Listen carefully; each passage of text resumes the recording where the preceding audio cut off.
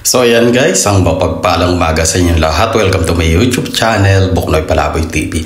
Mulit-muli na naman maglalaboy si Buknoy Palaboy TV at ating i-update ngayong araw na June 2, isang mapagpalang linggo sa ating lahat.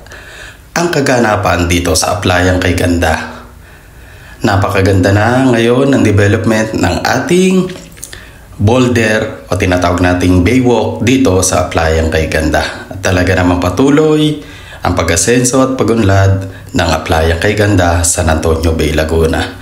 Kaya mga kapadyak, mga viewers, tara na't ating tanawin at pagmasdan ng napakaganda at talaga namang kakait-akit na Aplayang Kay Ganda. Tara na! So ayan guys, ang mapagpalang umaga sa inyong lahat. So ayan, updated tayo ngayon sa Aplayang Kay Ganda. Ano ngayon? June 2. Ayan, isang mapagpalang linggo. So ayan guys, ito yung ating updated ng baywalk ng Aplayang Kay Ganda. So ayan guys, ang laking tulong na ito, itong pinaka boulder na to, kumbaga flood control.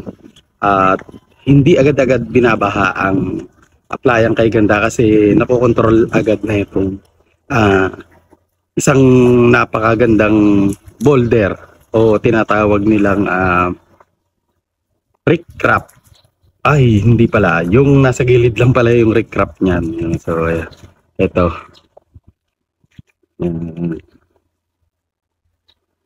So, bali, ito talaga yung magiging pundasyon at sobrang tibay nito. Talaga binaon yung mga bakal dito. So, ayan guys.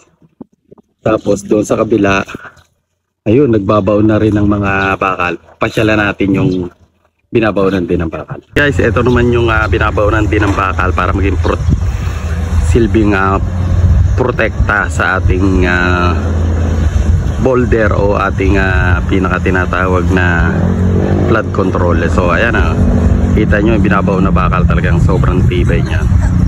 So ayan, patuloy pa rin kahit linggo, patuloy pa rin gumagawa ang mga kawani ng gobyerno. So ayan, ito lang po ang ating updated sa Aplayang Kay Ganda ngayong araw na to, linggo, June 2. So ayan, isang mapagpalang umaga sa inyong lahat.